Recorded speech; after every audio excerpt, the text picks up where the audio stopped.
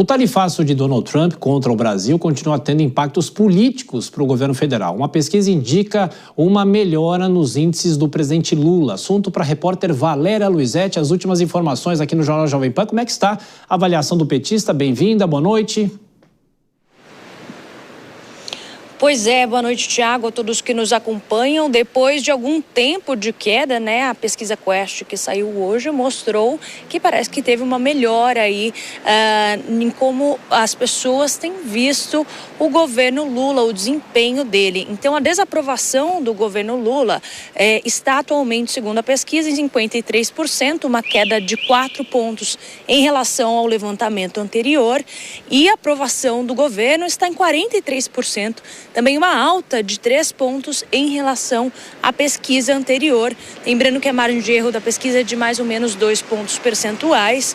Com essa diferença, anteriormente estava em 17 pontos, agora foi para 10 pontos, a menor desde janeiro. Mas lembrando que essa é a primeira pesquisa que sai após, então, a tarifação que foi imposta por Donald Trump.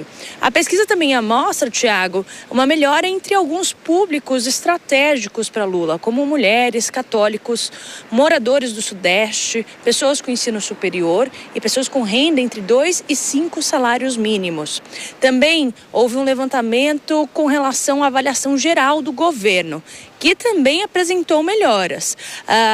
Os aspectos negativos ficaram em 40%, positivos 28% e regular 28%.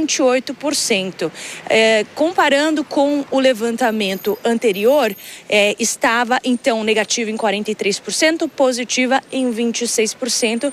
A gente vê então assim como no índice anterior, uma melhora aí em como os brasileiros têm enxergado o desempenho do governo Lula. Eu volto com você, Tiago. Valéria, queria chamar a atenção também um outro dado da pesquisa que também teve destaque por causa do pessimismo de muita gente com relação à economia. Qual é a percepção dos brasileiros nesse ponto?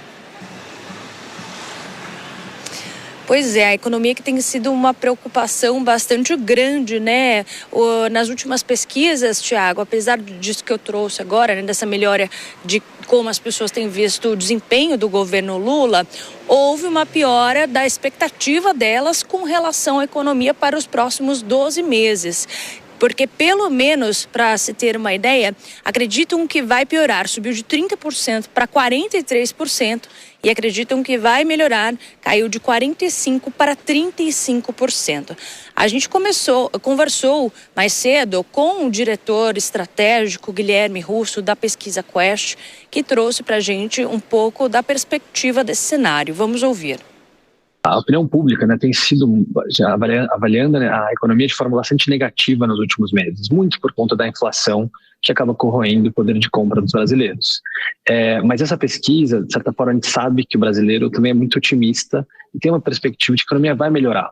Mas essa pesquisa mostra uma mudança. Mas acho que é inegável que a imposição das tarifas assustou os brasileiros, a grande maioria dizendo que vai ser impactado pelas tarifas, e também causando essa mudança na perspectiva futura sobre a economia.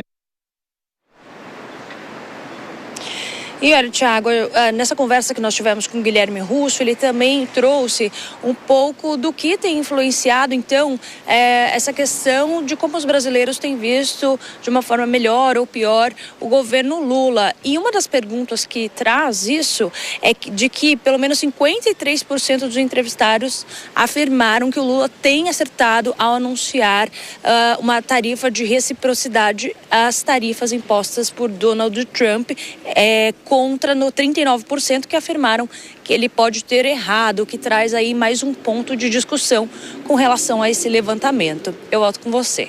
Já, Valéria, o tarifaço no centro das atenções. Vou chamar mais uma vez as nossas comentaristas, Deise Ciocari, aqui nos estúdios do Jornal Jovem Pan. Deise, temos 2 pontos em relação a essa pesquisa. A Valéria nos trouxe sobre a popularidade do presidente Lula. Ontem a gente já destacou na outra pesquisa Atlas Bloomberg, e também esse índice que as pessoas têm medo, têm uma projeção negativa sobre a inflação. São 2 momentos que também podem fazer lá na frente que, em relação ao presidente Lula, isso possa, de uma certa maneira, voltar a trazer para trás essa melhora, talvez?